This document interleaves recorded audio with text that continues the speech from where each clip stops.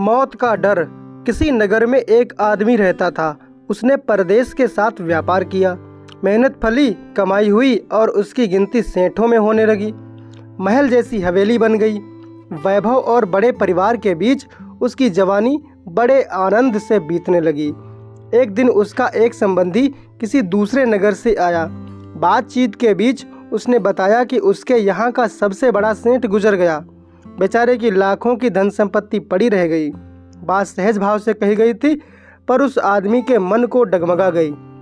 हाँ, उस सेठ की तरह एक दिन वह भी तो मर जाएगा। उसी क्षण से उसे बार बार मौत की याद सताने लगी। हाय, मौत आएगी, उसे ले जाएगी और सब कुछ यहीं छूट जाएगा। मारे चिंता के उसकी देह सूखने लगी। देखने वाले देखते कि उसे किसी चीज़ की कमी नहीं है, पर उसके भीतर का दुख ऐसा था कि किसी से कहा भी नहीं जा सकता था। धीरे धीरे वह बिस्तर पर पड़ गया। बहुतेरा इलाज किया गया, लेकिन उसका रोग कम होने की बजाय बढ़ता ही गया। एक दिन एक साधु उसके घर पर आया।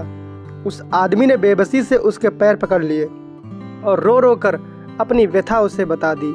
सुनकर साधु हंस पड़ा और बोला, तुम्हारे रोग का इलाज तो बहुत आसान है। उस आदमी के खोए प्राण मनो लौट आए। अधीर होकर उसने पूछा, स्वामी जी, वो इलाज क्या है? साधु ने कहा, देखो, मौत का विचार जब मन में आए, जोर से कहो, जब तक मौत नहीं आएगी मैं जीऊँगा। इस नुस्खे को 7 दिन तक आजमाओ। मैं अगले सप्ताह आऊँगा। और हाँ, नेक कर्म व दान कभी मत छोड़ना। 7 दिन बाद साधु आए तो देखते क्या है, वो आदमी बीमारी के चंगुल से बाहर आ गया और आनंद से गीत गा रहा है। साधु को देखकर वह दौड़ा और उसके चरणों में गिरकर बोला, महाराज, आपने मुझे बचा लिया। आपकी दवा ने मुझ पर जादू का सा असर किया।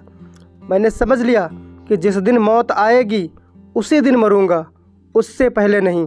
साधु ने कहा, वत्स, मौत का डर सबसे बड़ा डर है। वह जितनों को मारता है, मौत उतने को नहीं मारती। बार बार मरना नहीं, एक बार बचना नहीं।